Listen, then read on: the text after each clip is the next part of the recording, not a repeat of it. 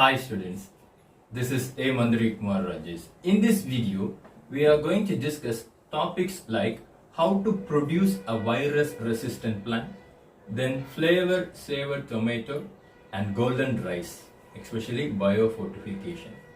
First, let me tell about how to produce a virus resistant plant. Virus can affect a plant and it can cause serious damage to the crop yield, commercial crop yield. Finally, it can cause death to the organism. So by using biotechnology techniques, we are able to make the plant resist against that viral DNA or viral attack by using a transgene. For example, RNA interference method.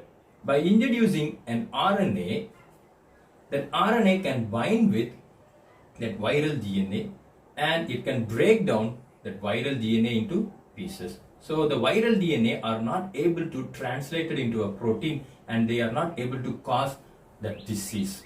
So by using RNA interference method, we can make virus resistant plant, or we can introduce antiviral gene. That gene can produce a protein or enzyme which can degrade that viral DNA. By this method, we can produce the viral resistant plants. Then the next topic, Flavr, Savr tomato. That means the plant cell wall is the important component of all living cells because it provides mechanical strength. It provides mechanical strength and protection from the environment. Otherwise, microorganism can enter into the cell and it can cause damage. So plant cell wall is very important. It provides mechanical strength. During ripening, the cell wall are degraded by, not degraded, they are hydrolyzed by some hydrolytic enzymes called PG. PG means polygalacturonase. Then PME, pectin methyl esterase. So pectin methyl esterase, then the final enzyme cellulase. So these are all the hydrolytic enzymes which can cleave the monomers which are present in the cell wall. So due to the action of these hydrolytic enzymes, the fruit texture gets softening. So agro-based companies are not able to store the tomato fruit for a long time due to the activity of these hydrolytic enzymes. Therefore, by using biotechnology technique, we are going to inhibit this action of this hydrolytic enzyme by introducing an antisense PG. Antisense PG, that means antisense polygalacturonase. We are going to inhibit the action of enzyme polygalacturonase. So with the help of this antisense PG, we are going to retain the flavor and the taste and the aroma of the tomato, the sweetness and flavor of the tomato. Then I am going to tell you the steps which are involved in the technique. Major components of cell wall is polygalactonic acid. Major component of the cell wall is polygalactonic acid, especially these acids are present abundantly in fruit cell wall. This polygalactonic acids are abundantly present in fruit cell wall. Polygalacturonase enzyme which degrades polygalactonic acid into galactonic acid monomers at the onset of ripening. So this enzyme degrades polygalactonic acid into galactonic acid and results in the ripening of tomato fruit.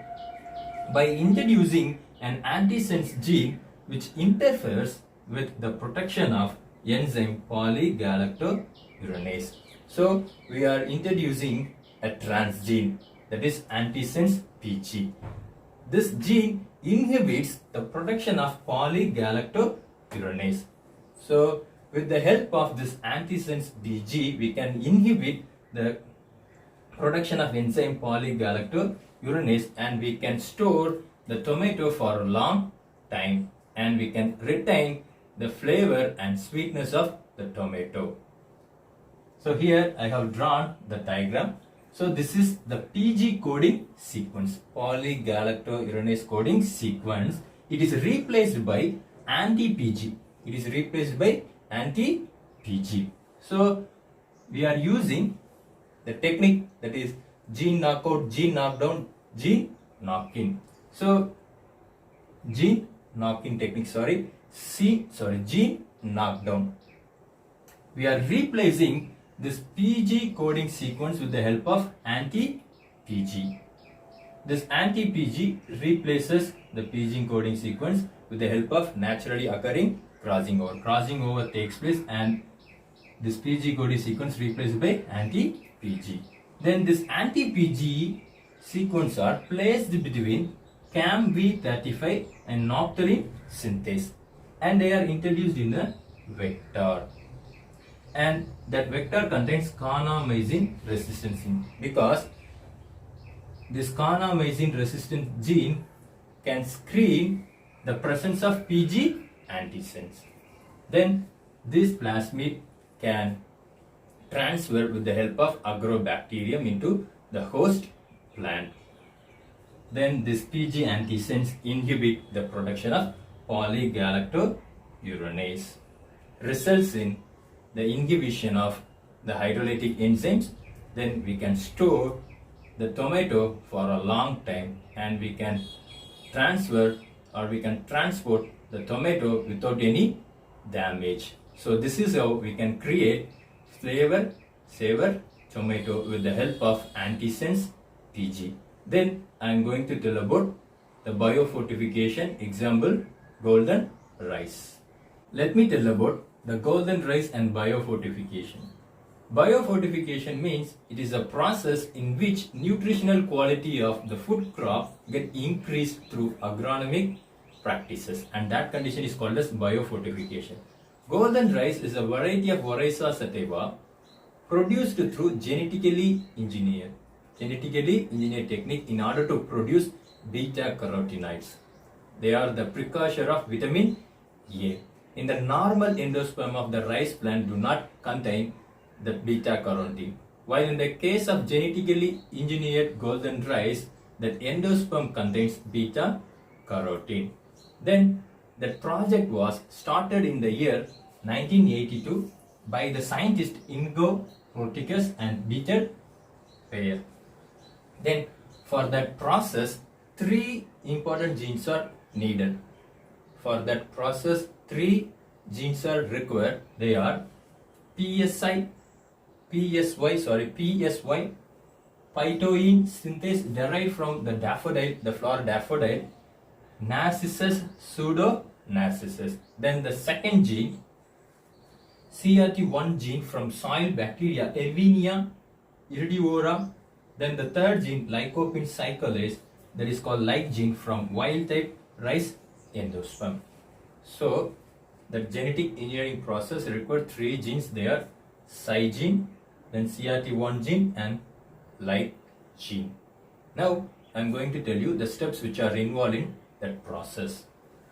First, IPP, isopentenyl diphosphate, combines with geranyl diphosphate or pyrophosphate, combine to form phytoene.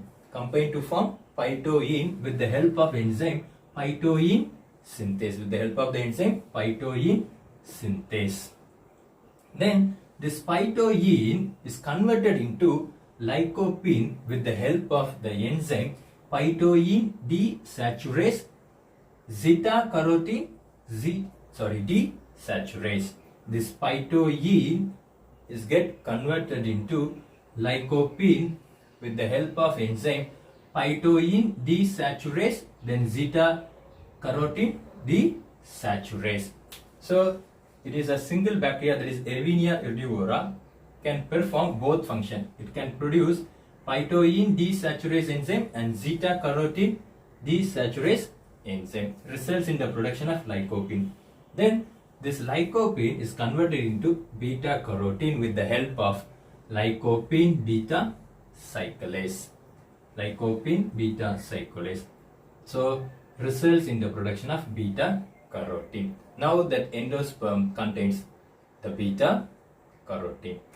So actually it is a recombinant DNA technology used to produce the golden rice. With the help of golden rice, we can eradicate the childhood xerophthalmia. So that's all about the golden rice and biofortification. Then I'm going to tell you the advantages and disadvantages of the genetically modified crops. Let's talk about the advantages of genetically modified organism. The first point tells us that organism can provide high yield without the disturbance of pest. Then the second point, 70% reduction of pesticide usage because the plant itself kill the microorganism, insect and pest. There is no need to use chemical insecticide pesticides. So it can reduces the usage of pesticide, and it also reduces soil pollution problem because here there is no chance to use the chemicals, insecticide and pesticide. So due to the non-availability of the chemicals, that is insecticide and pesticide, it conserves the microbial population in soil. So due to the non-availability of that such chemicals, it conserves microbial population in soil. So these are all the advantages of genetically modified organism. Here I have written the disadvantages or risk to believe or believed to. The affects liver, kidney function and cancer. So that organism, genetically modified organism can affect kidney function, it can cause cancer and it can affect liver. Then hormonal imbalance and physical disorder. Hormonal imbalance means sometimes it secretes more in number, that is hypersecretion or hyposecretion, lower secretion of hormone. So that condition is called as hormonal imbalance. Then physical disorder. It can affect the physiological properties of an organism.